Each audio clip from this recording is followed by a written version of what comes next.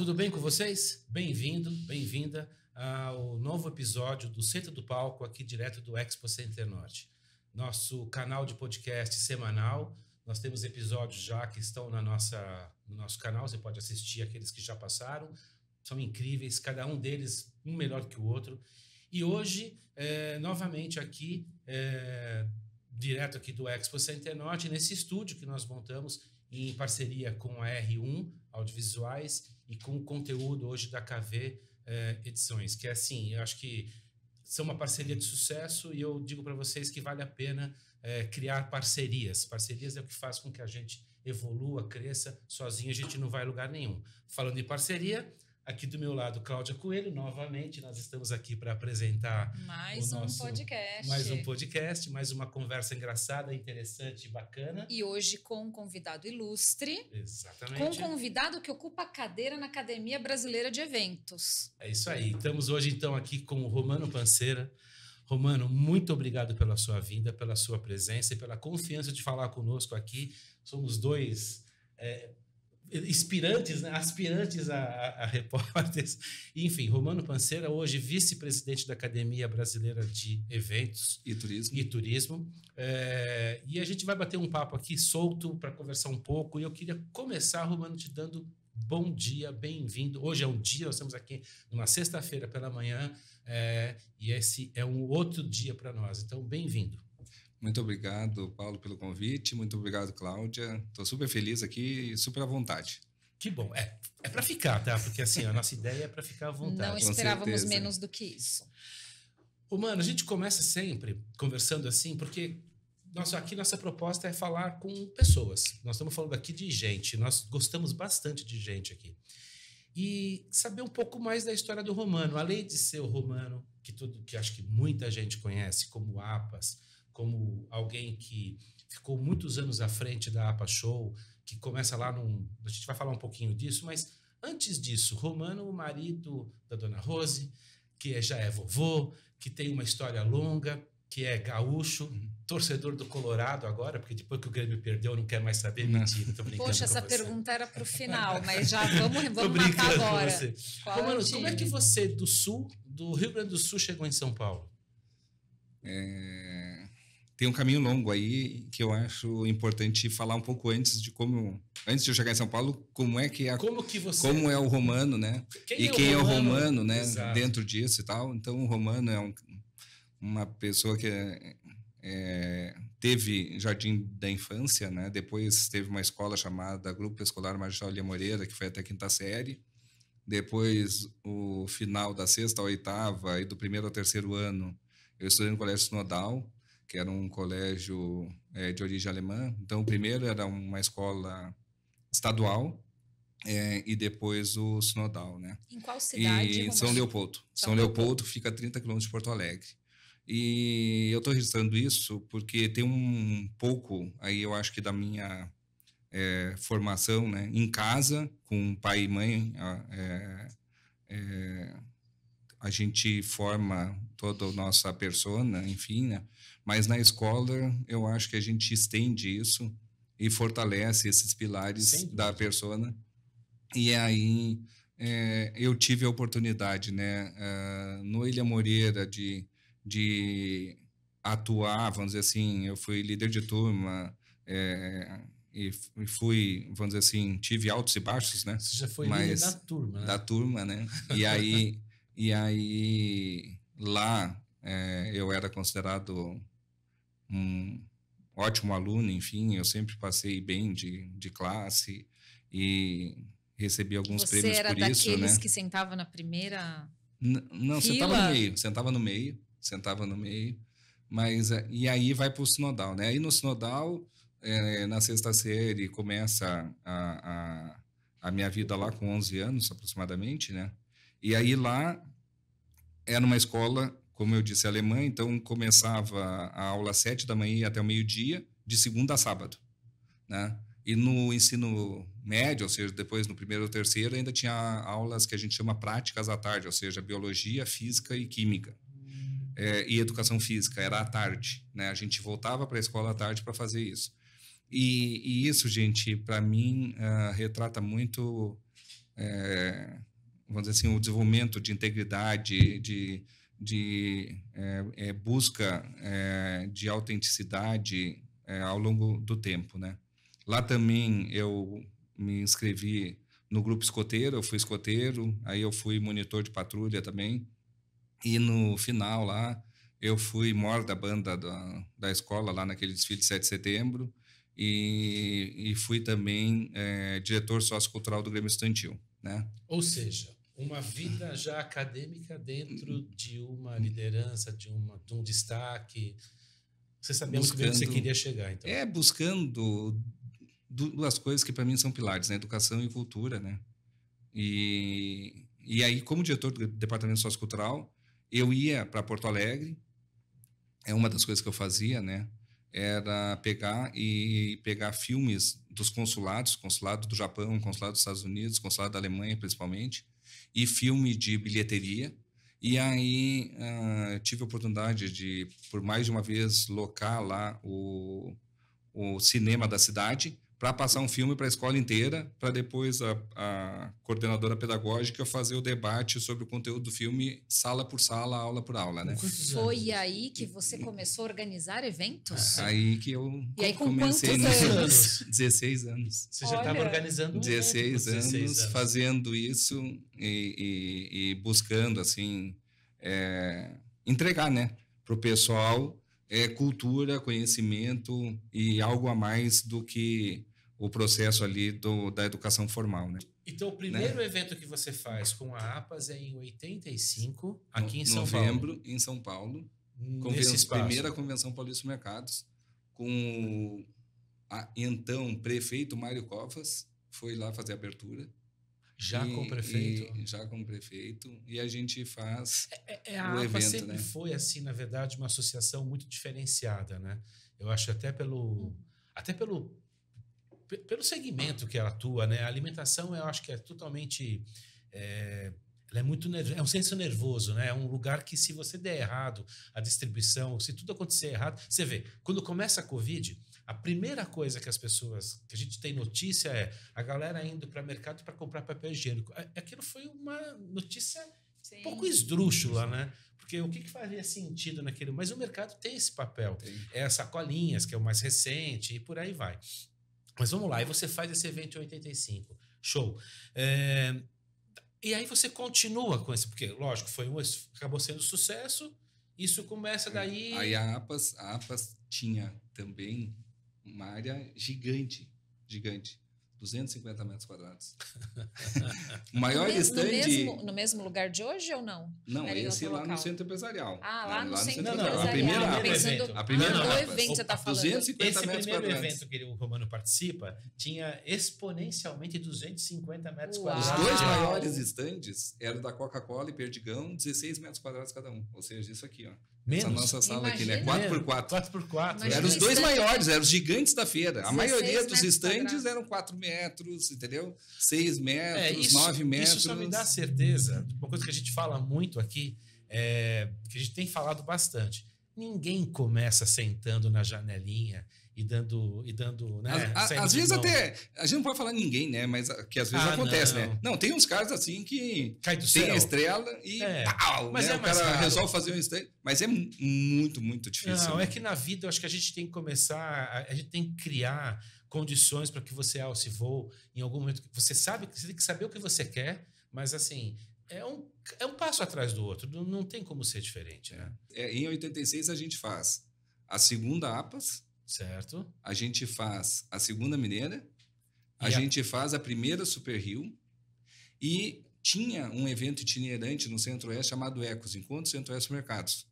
que naquela edição de 86 a entidade anfitriã é Minas, Belo Horizonte, lá de novo a AMES. E aí o Levi e a Fátima dizem, vocês vão assumir também o ECOS. Então a gente assumiu o ECOS e em 86 a gente faz 4 eventos, 4 convenções de supermercados, né? Então, assim, tá muito claro, né, que a construção, porque para quem está ouvindo, para quem está nos ouvindo ou vendo agora, a última APAS edição 2024, que terminou agora recente, ela ocupou 80 mil metros quadrados 80 mil. De área bruta aqui dentro do Expo Center Norte. Ou seja, isso só de área de exposição, sem levar em consideração Estacionamento. as salas de reuniões, os espaços do primeiro e segundo andar, que é o congresso, sem levar em consideração estacionamento, sem levar em consideração... O próprio lobby, essa área nem inclui o lobby. Ou seja, 80 mil... Dos 250 mil metros quadrados que separam essa edição em 85... 250 Não, metros, 250 não mil. 250 metros, perdão. Isso. Até hoje, tem muita história para contar. Tem muita história para contar. Não tenho dúvida nenhuma. E assim, Romano, então, quer dizer, a gente tem um monte de história para contar e viveu tudo isso. E eu acho que o fato de ter vivido essas transformações te fez uma pessoa mais atenta aos detalhes, né? Eu acho que os detalhes fazem a diferença, porque para sair do lugar de 250 metros para hoje esses 80 mil que a gente está comentando, essas coisas foi no detalhe que as coisas foram sendo construídas. Em algum momento você chega aqui no Expo Center Norte, porque o Expo foi em 83, que ele foi inaugurado. E rapidamente, então, só para colocar... Então, em 86, a gente fez a segunda APAS já no Transamérica. Perfeito. No Hotel Transamérica. No Transamérica, que era do outro lado da rua ali, da Ponte João Dias. Meu concorrente à época de Hilton. E aí o Transamérica tinha tido um evento X lá, que eles ficaram com um circo laranja. Não sei se tu recorda desse período, né? Mas ficaram com um circo, e aí nós fizemos a feira dentro do circo, e a parte de plenária nas salas lá de dentro do Transamérica. Hotel. Aí o negócio cresce, né? Então ali já eram 600 metros, ou seja, 250 já foi para 600. Maravilha. Aí o negócio, tem um potencial de crescimento. 87, aí a gente foi para o Elis lá. No AMB? No AMB. Tá. Então a gente pegou aquele... 87, não, 88, perdão. Tinha viveiro, aquela... Não, pega o que era o estacionamento e o Auditório Elis. Beleza. No estacionamento a feira, o Auditório Elis as palestras. Tá bom. 88. Em 88, a gente assume também a BAD. Ou seja, a BAD não tinha feira, não tinha nada, que é a Associação Brasileira de Atacadistas e Distribuidores, só para o público entender. E eles nos convidam. O presidente à época era o Antônio Carlos Alves, dono do Alô Brasil, que era um dos maiores atacados à época. Convida para fazer também, né? Isso. E aí a gente faz a primeira feira da BAD aqui no Maxud Plaza. A segunda a gente faz lá em Recife, já. Em algum momento ela foi em Curitiba. Não, mas aí depois já, não era o contrato nosso. E depois a gente faz em Fortaleza. Fortaleza até a gente levou o Chico Anísio na época. E aí é outra situação interessante, né? Que no Chico do Caranguejo, lá tinha um cara que fazia os stand-up. Então, imagina, 1990. E o Chico Anísio assiste lá no Chico do Caranguejo e tal. E o cara que tá fazendo stand-up, um menino lá e tal de Tom Cavalcante, né? Aí o Chico convida o Tom e o Tom aparece na Globo lá no outro ano. Então, assim, até isso a feira faz, né? Faz, é verdade. Até isso a feira faz. Ou seja, as coisas que acontecem satélite que a gente nem sabe e fica sabendo depois quando vê o cara na Globo. Mas aquele cara é do Chico do Caranguejo, vai fazer showzinho lá e tal. É impressionante, Tom, né, cara? A força da feira. A feira, força de feira. E aí, chega em 90, a gente tá com um monte de eventos e eu era sócio minoritário. Tinha 5% só da agência, e aí eu chego para o Mano e digo assim, Mano, eu tenho ônus de ser sócio, mas não tenho bônus de ser sócio. Ou seja, eu estou fazendo tudo, trabalhando para caramba, mas não tem resultado. E aí eu saí desse negócio. Saí, aí a ABA, Associação Brasileira de Anunciantes, me convida para ser diretor executivo da associação, que era um cargo que estava sendo criado, para arrumar e estruturar a associação do ponto de vista dos anunciantes, para o mercado. E aí eu aceito esse desafio. O cara que era consultor lá chamava Rafael Sampaio Neuville.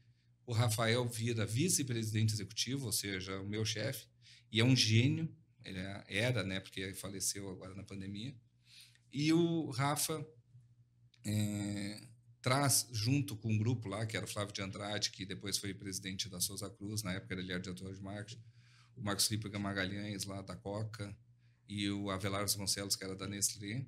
Eles trazem o desafio assim de, cara, como é que a gente faz com que as empresas associadas da ABA venham e participem mais assiduamente, né? Aí eu tive um insight que que o Rafael me ajudou na parte de redação a construir esse insight, que foi o seguinte: vamos fazer um programa chamado Programa APAS de Desenvolvimento Profissional, em 3 níveis, ou seja, para diretor, para gerente e para o cara que está entrando. Então, a gente criou curso de merchandising, curso de produção, curso de eventos, curso de serviço ao consumidor, curso de negócio e tal, 300 mil cursos do programa. E, paralelamente, a gente criou um negócio chamado Comitê Técnico Permanente. Então, tinha um comitê de mídia, o comitê de produção, o comitê jurídico, o comitê de serviço ao consumidor, o comitê de pesquisa, o comitê de merchandising, o comitê de promoções, que se reuniam uma vez por mês na aba. É praticamente uma governança, né? Como que tu reúne esses caras, né? Aí cara, vamos fazer um almoço. Esse povo aí eles vêm almoçar, depois ficam para reunião e tudo certo, e a empresa libera. O que vocês acham? Toparam e tal. E assim surgiu os comitês que até hoje existem, né? Tá. Até hoje existem lá na aba e discutindo os assuntos. Com isso, né, com essa discussão toda, a gente, vamos dizer assim, virou um celeiro de informações e de conhecimento gigante, né? E aí, a aba, né? Ou seja, era o grau de importância naquela época para os veículos, né? E aqui eu estou falando de 4 grandes veículos, ou seja, Estadão, Folha de um lado, Abril e Globo e SBT de outro e tal. Então, tu é paparicado como hoje qualquer grande, né? Sim. É paparicado. E aí eu ia lá para a Fórmula 1, que eu adorava, paddock e tal. 92, eu tô voltando do paddock, um dono de uma rede de supermercado aqui chamado Pastorinho, que era o Antônio Dias Filho, que era vice-presidente da APAS, chega e casualmente eu e ele estamos no mesmo van lá, no mesmo ônibus, para pegar o carro, né? E ele, Romano, olha, o pessoal fez lá com o Mano em 91 a APAS e não deu certo. Aí trocaram, fizeram com o Alcântara Machado, hoje Ridge Exhibition, né? Sim. Com o Jair lá, que era o cara que fazia a feira ligada a consumo, né? A divisão de consumo, mas também não deu certo, eles não gostaram e eles estão pensando em fazer de outro jeito. E eu queria saber se tu quer bater um papo com o pessoal lá. Aí eu topo, né? Estamos aí, né? Vamos lá. Aí eu chego lá, tava o Armando Peralta, que era o presidente à época, e o time lá, a diretoria, o Omar, o Antoninho, o Firmino, enfim. Aí a gente conversa e aí eles dizem, tu não quer pegar esse desafio, né? E eu, na época, não era capitalizado, né? Eu era aquele rapaz latino-americano, sem dinheiro no bolso, sem lugar, né? E aí eu chego e digo, olha, gente, eu topo, mas eu proponho para vocês inverter o negócio. Ou seja, ao invés de eu ser o dono do evento, a APAS passa a ser o dono e eu passo a ser o operador comissionado. Aí eles, mas qual é o risco? Eu digo, não tem risco, porque, a APAS está crescendo para caramba, isso, aquilo, aquele já estava com seus 1.200 metros? Nossa, já tinha quadriplicado o tamanho. 1.800 metros ela estava. E aí eles topam o desafio e o Peralta chega e diz assim, mano, eu só vou te dar um outro parâmetro aqui, que é o seguinte, se tu vender 200 mil dinheiros, 10%. Se tu vender 300 mil dinheiros, 20%. Se tu vender 400 mil dinheiros, 25%. Se tu vender botou uma 500 mil dinheiros, na tua frente. 30%. 30%, cara. Uma porrada, né? Aí tudo bem. Aí eu começo a fazer a feira e um cara, que é uma pessoa que eu admiro demais e que foi depois presidente da APAS também, que é o Firmino Batista Rodrigues Alves, que era dono do Tulia.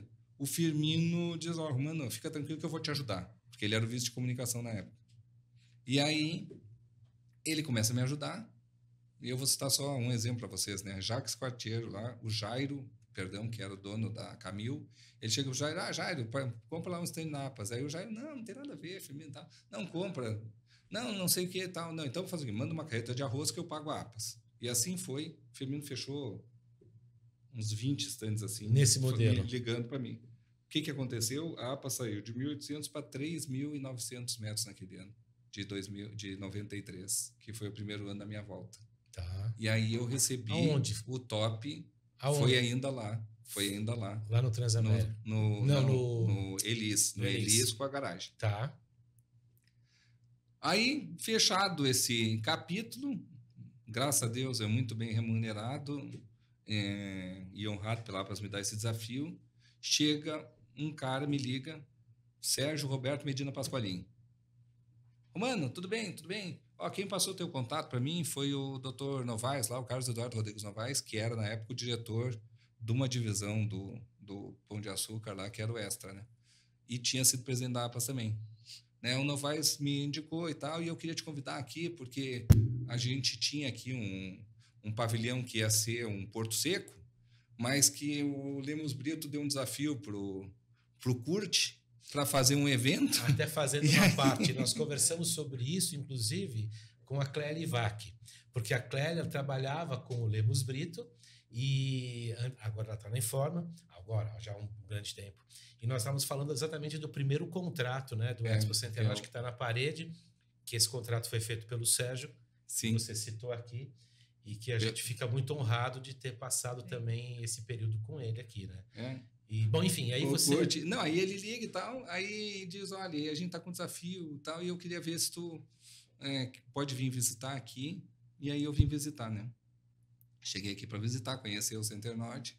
Tinha só o pavilhão azul e o vermelho, né? Não tinha ligação, não tinha estacionamento, nada. E aí eu vou lá com o Sérgio Kurt.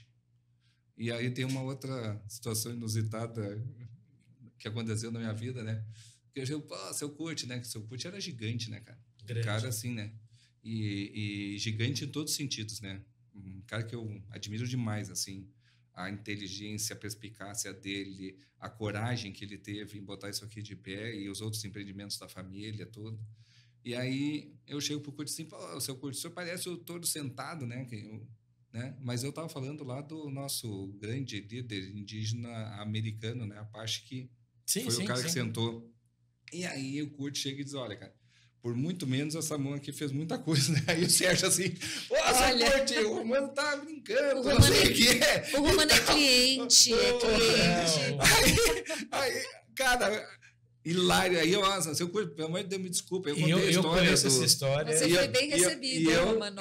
E eu aí contei tudo, expliquei para ele e tal, e tudo bem, se resolveu, né? Aí eu gostei do pavilhão, falei pro Peralta, olha, senhor Armando, tem lá uma opção assim, assado para a gente deslocar. Aí o senhor Armando, olha, minha fazenda é perto da fazenda do Kurt, eu conheço o Kurt, sim, não sei o que, vamos marcar. Aí a gente marcou um encontro aqui com o Kurt, aí os dois negociaram e a gente fechou e veio para cá.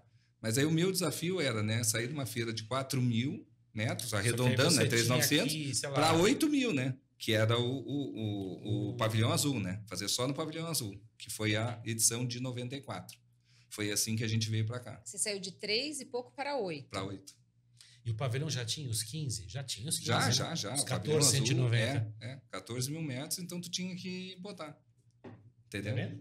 Assim que começou. E aí era obrigado a usar os 14.000.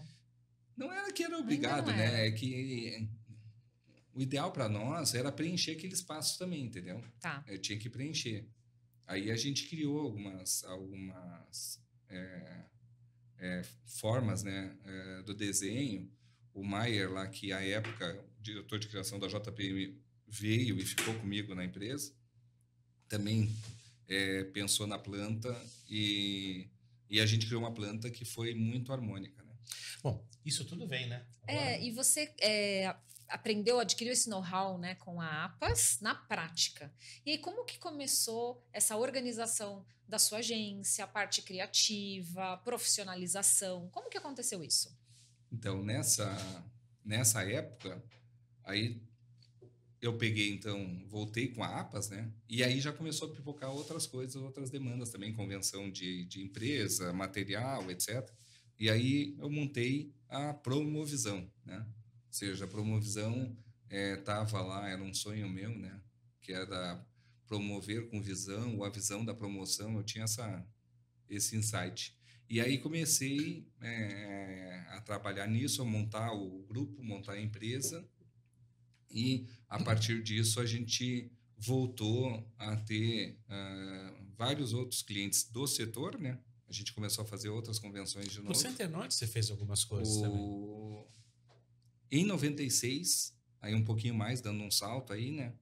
O Sérgio me liga um dia e diz, olha, mano, é o seguinte, a Glorinha tem gostado muito dos materiais de vocês e tal, e da comunicação, e eu acho que ela gostaria de conversar contigo aí para ver se vocês conseguem assumir o desafio aí de fazer a parte de comunicação do grupo, né? Da parte do shopping, né, na verdade. Shopping Center Norte, Lar Center e o espaço aqui, né? Sim. Que fazia pouca coisa. E aí eu converso com a dona Glorinha, a gente se acerta, tem uma empatia mútua aí e admiração e respeitos mútuos. Até hoje, inclusive, no evento de vocês aqui, eu a reencontrei, né? Ela querida, eu sou suspeito. E aí a gente passa a fazer todas as promoções do Center Norte e do Lar Center.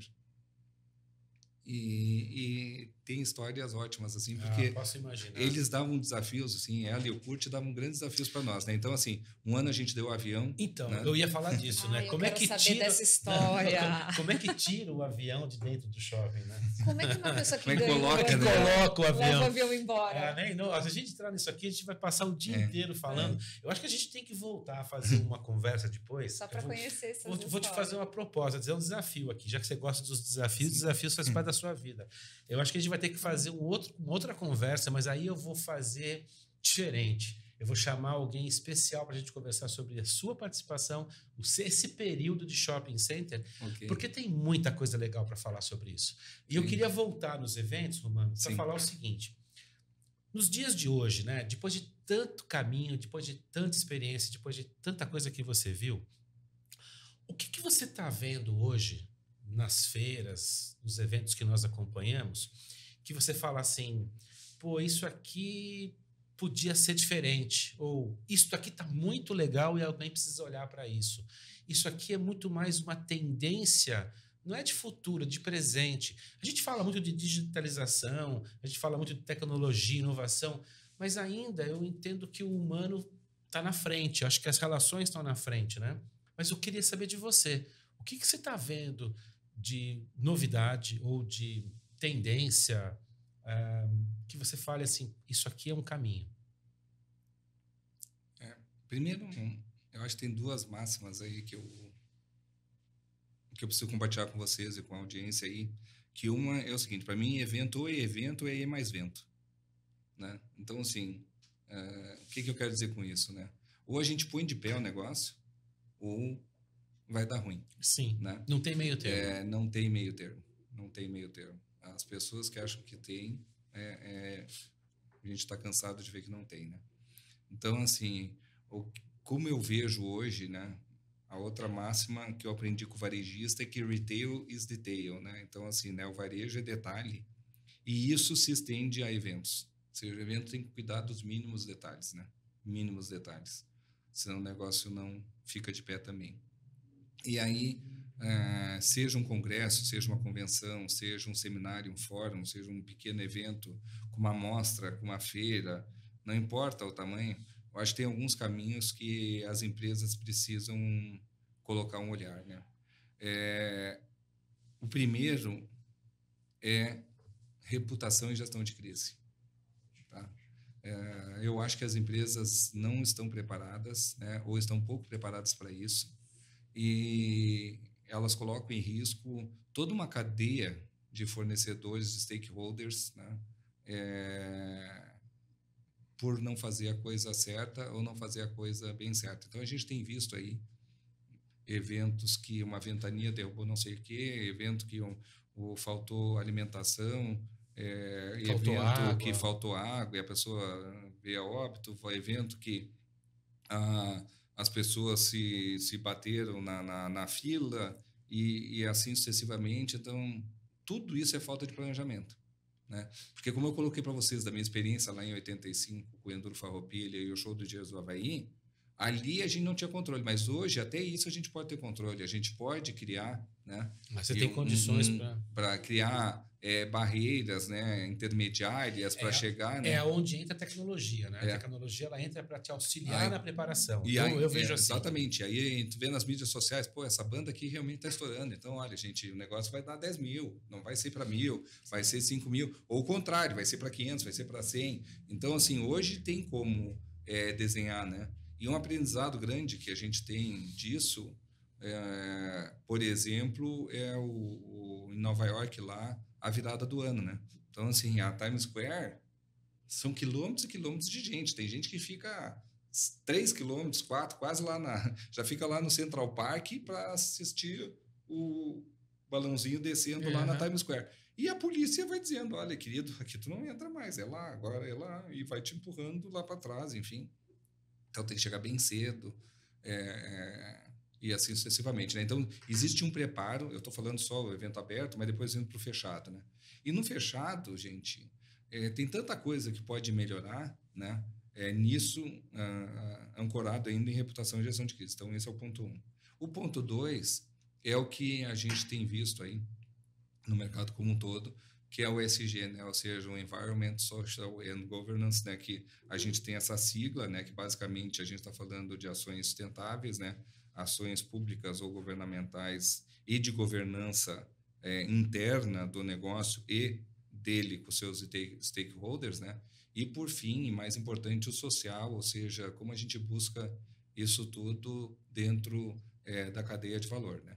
E aí, por exemplo, né, a gente tem falado muito da questão de montagem de feira, né? Então, na montagem de feira, eu sou um defensor de que a gente tem que oferecer uma qualidade melhor para os prestadores de serviços de montadoras, né? Sejam eles os empreiteiros ou os terceiros, etc. E aí, na última edição da APAS, que eu estive à frente lá da organização, né? A gente adotou uma política de servir lanches, né? Como café da manhã para os montadores e o lanche à tarde, né? E aí, só título de exemplo, ou seja, quando a gente vê esse público, né, que é um público que vive, vamos dizer assim, alguma parte à margem, nós temos mais outros 2 públicos que vivem mais à margem ainda, né, que eu diria assim, a segurança e, por fim, a limpeza. Exato. Limpeza é mais à margem ainda. Então, a gente serviu também para eles, né, lanche, a gente fez fila lá e servia. E aí, exclamações que a gente ouvia, e que era a nossa percepção, mas, assim, ouvindo ao vivo e a cores, né, é impressionante, assim, emociona a gente, né? Que, por exemplo, né, a pessoa, cara, eu levantei às 4 da manhã e eu estava com fome, né? Sim. Ou seja, às 8 da manhã, quando chegou aqui, a pessoa não tinha comido nada, né? Então, assim, como oferece isso e como entrega, né? É o papel do promotor se preocupar com isso, então, né? eu acho que todo promotor deveria fazer esse tipo de ação e os pavilhões também se juntarem, se associarem com isso, né? Então... Romano, vou fazer um link aqui, porque a gente está falando só de história de sucesso. Então, durante muitos anos você participou da construção dessa história de sucesso da APAS, né, com a Promovisão. Hoje em dia você também tem uma consultoria e também ajuda outros eventos que estão iniciando como a APAS a trilharem o seu caminho de sucesso. Então, qual que é a dica que você deixa aqui para gente, para alguém que quer organizar um evento de sucesso? Primeiro, acredito que o tempo é o seu maior aliado. Então, se eu vou criar um evento agora, eu tenho que pensar que esse evento vai ser para, no mínimo, daqui a alguns meses, para não dizer ano, ou anos, né? Para ser muito bem desenhado.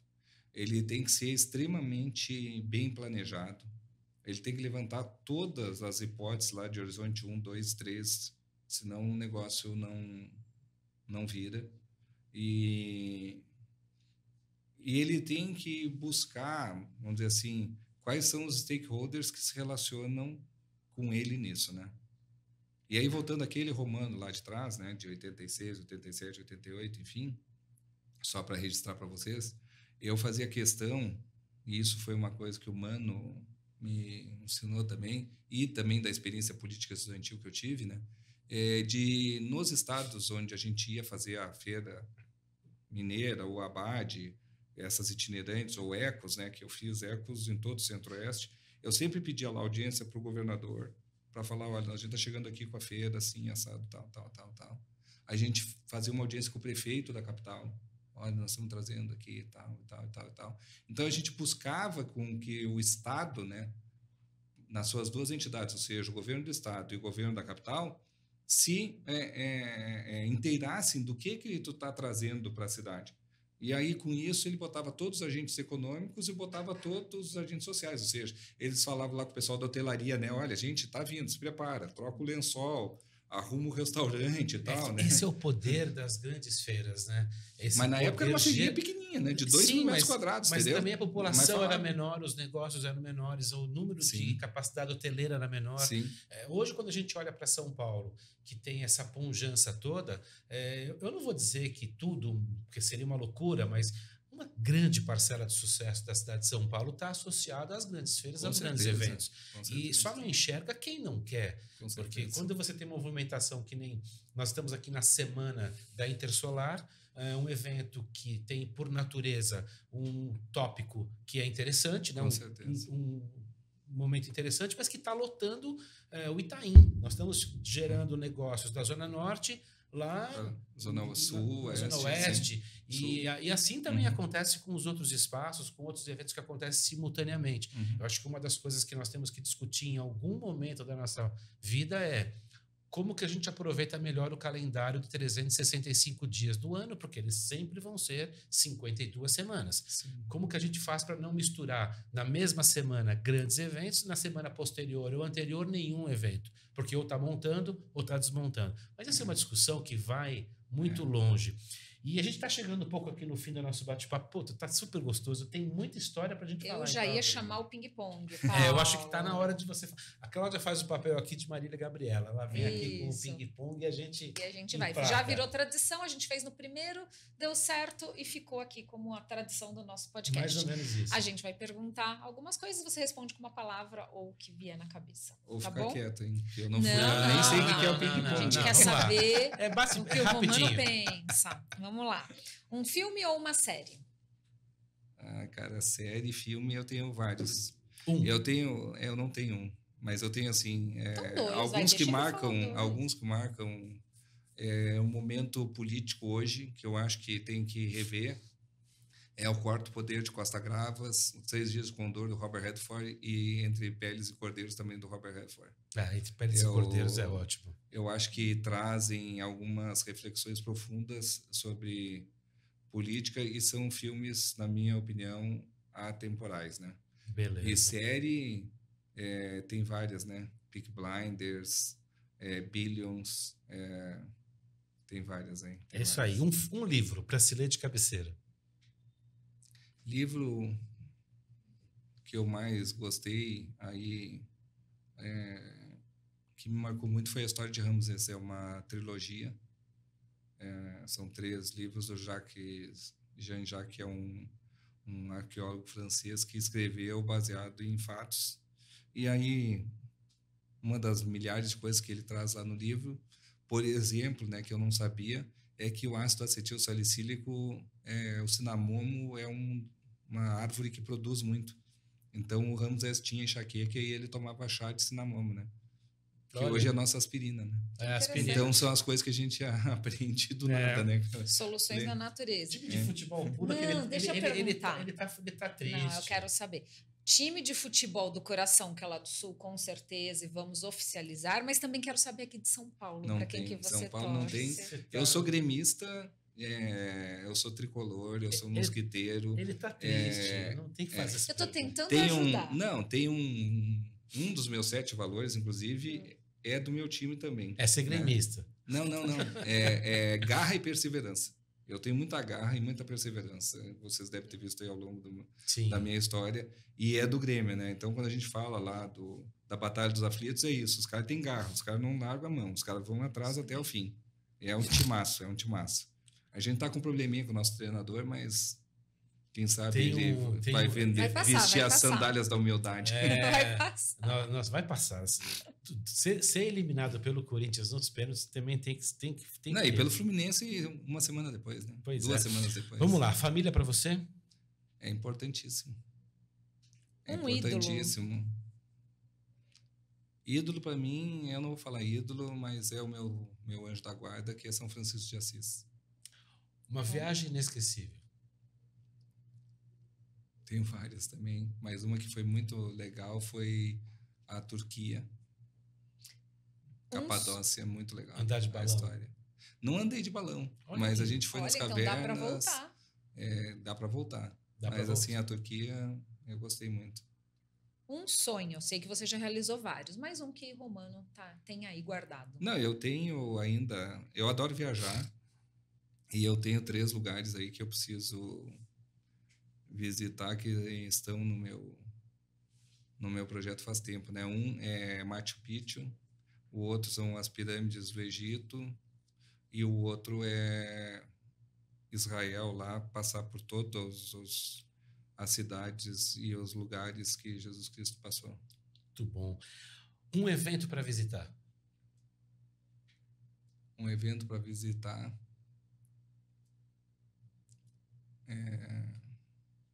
é muito interessante. Tem bastante, né? Tem bastante. Mas Não pode ser a APAS, tá? Não, eu diria assim, ó, tem eventos Paris, a Fashion Week de Paris, lá, a Feira de Moda de Paris é maravilhoso, a Cial também em Paris. Mas um evento que é itinerante, que eu acho que esse merece ser visitado no ciclo dele, é a Expo Mundo, né? Então, assim, ela é um ano num país, né? A Expo Mundial. Vai ter no ano que Aí vem, 5 não é? anos. O ano que vem no Japão. No Japão.